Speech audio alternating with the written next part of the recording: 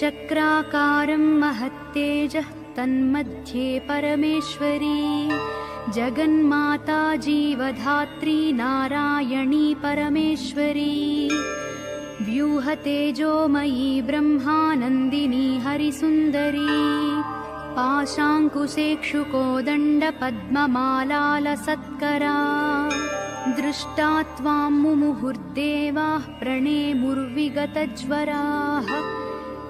तुष्णुवुः श्रीमहालक्ष्मीं ललितां वैष्णवीं परां श्रीदेवाः उवाच जय लक्ष्मी जगन्मातः जय लक्ष्मी परात्परे जय कल्याणनिलये जय सर्वकलात्मिके जय ब्राह्मी महालक्ष्मी ब्रह्मात्मिके परात्मिके जय नारायणि शान्ते जय श्रीललिते रमे जय श्रीविजये देवीश्वरि श्रीदे जयर्धिधे नमः सहस्रशीर्षायै सहस्राननलोचने नमः सहस्रहस्ताब्जपादपङ्कजशोभिते अणोरणुतरे लक्ष्मी महतोऽपि महीयसी अतलं ते स्मृतौ पादौ वितलं जानुनी तव रसातलं कुटिस्ते च कुक्षिस्ते पृथिवीमता हृदयं भुवः स्वस्तेस्तु मुखं सत्यं शिरोमतम् दृशश्चन्द्रार्कदहनादिशः कर्णाभुजः सुराः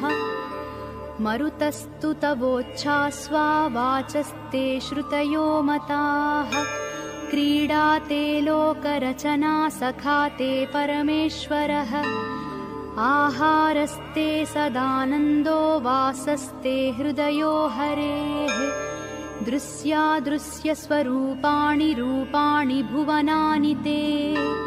शिरोरुहाघनास्ते वै तारकाः कुसुमानि ते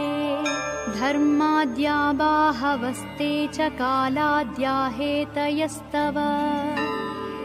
यमाश्च नियमाश्चापि करपादनखास्तव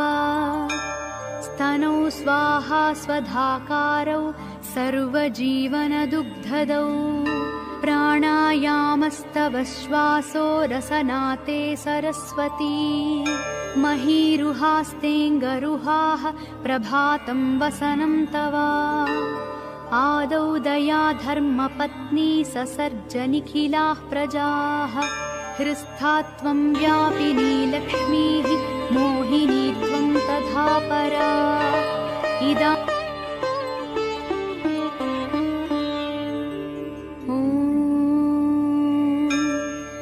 ध्यानम् चक्राकारं महत्तेजः तन्मध्ये परमेश्वरी जगन्माता जीवधात्री नारायणी परमेश्वरी व्यूहतेजोमयी ब्रह्मानन्दिनी हरिसुन्दरी पाशाङ्कुशेक्षुकोदण्डपद्ममालालसत्करा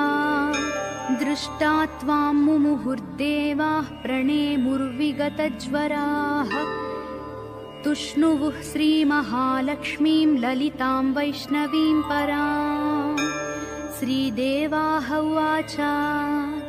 जय लक्ष्मी जगन्मातः जय लक्ष्मी परात्परे जय कल्याणनिलये जय सर्वकलात्मिके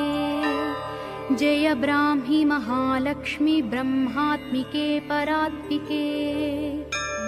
जय नारायणि शान्ते जय श्रीललिते रमे